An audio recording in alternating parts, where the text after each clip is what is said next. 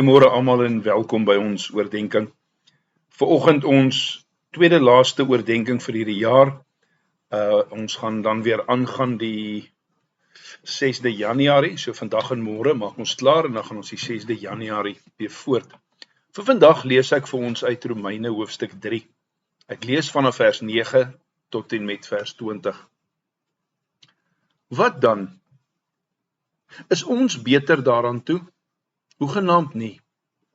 Want ons het alreeds tevore Jode sowel as Grieke daarvan aangekla dat almal onder die sonde is. Soos daar geskryf staan, daar is niemand regverdig nie, selfs nie een nie. Daar is niemand verstandig nie. Daar is niemand wat God soek nie. Almal het afgedwaal, saam het hulle ontaard. Daar is niemand wat goed doen nie. Daar is selfs nie een nie. Hulle keel is 'n oop graf. Met hulle tonge bedrieg hulle, die gif van adders is op hulle lippe. Hulle mond is vol vervloeking en bitterheid. Haastig is hulle voete om bloed te vergiet. Verwoesting en ellende is op hulle paaie, en 'n pad van vrede ken hulle nie. In hulle oë is daar geen vrees vir God nie. Ons weet dat alles wat die wet sê, gerig is aan diegene wat onder die wet staan, sodat elke mond die swye opgelê kan word, en die hele wêreld hulle voor God moet verantwoord. Daarom sal geen mens op grond van die uitvoering van die wet voor hom geregverdig word nie, want juis deur die wet ken ons die sonde. Geliefdes, as sondaars is ons baie sleg. 'n stelling wat ons nie regtig wil hoor nie. Maar ongelukkig is die bewyse daar dat ons van nature verlore sondaars is. Ja, en vanselfsprekend word dit oral oor betwis. God het ons nie so geskep nie. Maar ons het dit geword deur ons sondeval, deur die eerste Adam en Eva, wat ongehoorsaam was aan God. Goed geskep. Goed geskep. Nou die vraag, is jy en ek onaangeraak deur genade?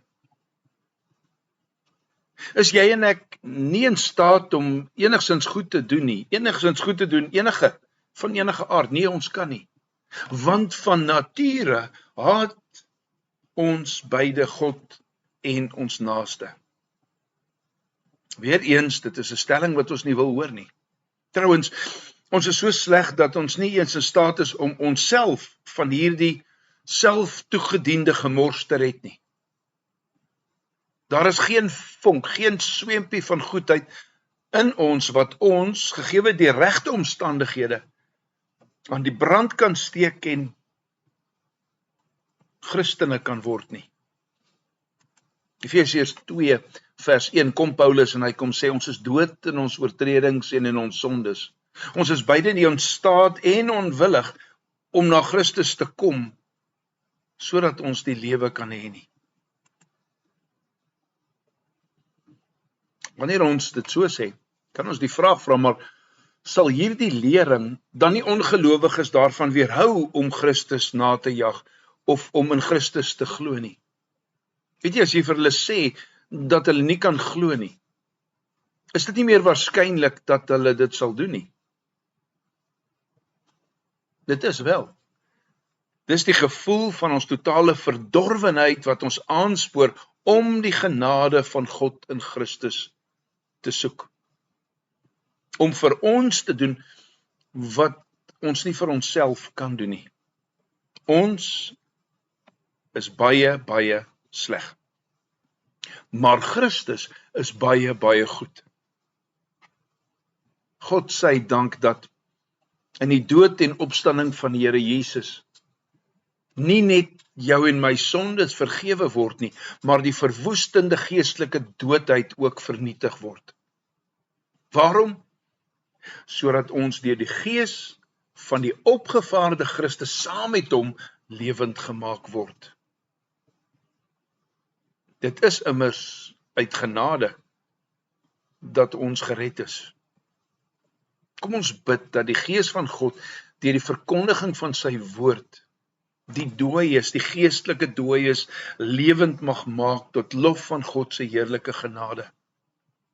Kom ons bid dat God ons 'n gevoel van ons sondigheid sal gee, sodat ons des te meer kan roem in die evangelie van vrye en soewereine genade. Evangelie van genade op genade op genade. Kom ons bid saam. Onse Vader wat in die hemel is, Here, vanoggend uit u woord 'n gedeelte wat ons eintlik nie met mekaar wil deel nie. Die feit dat ons sondaars is, sondig is, sleg is, tot niks goeds in staat is nie. Maar Here, u gee aan ons u woord wat verkondig word, u woord wat deur u getuies geleef word. Here, ons wil bid dat die Gees van God deur die woord die geestelik dooies lewend mag maak, tot lof van u genade. Here, gee aan ons 'n gevoel, 'n besef van ons sondigheid. Ja, Here, en lei ons daartoe om, soos Paulus te kan sê, alwaarin ek kan roem, is u genade, u vrye en u soewereine genade. Dankie, Here, dat ons dit kan bid, in die naam van ons Here Jesus Christus. Amen.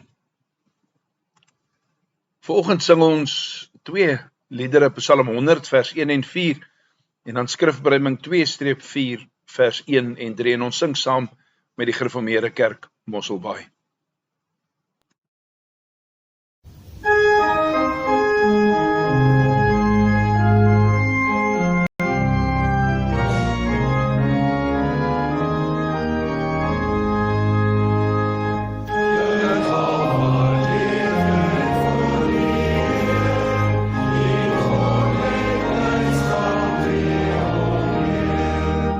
Genade voor zijn arme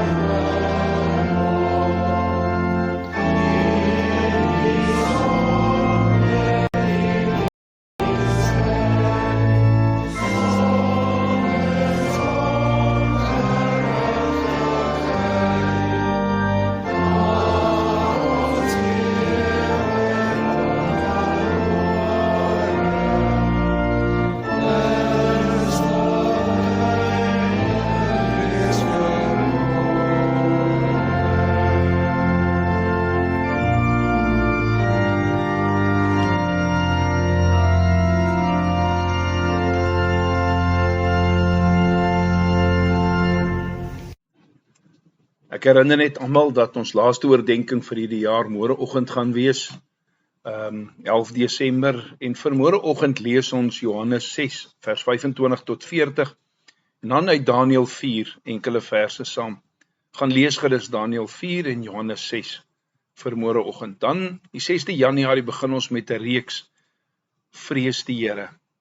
Vrees die Here. 6de Januarie begin ons daarmee en dan is daar 'n nuwe jaar op hande. So tot 6:00 môreoggend. Totsiens.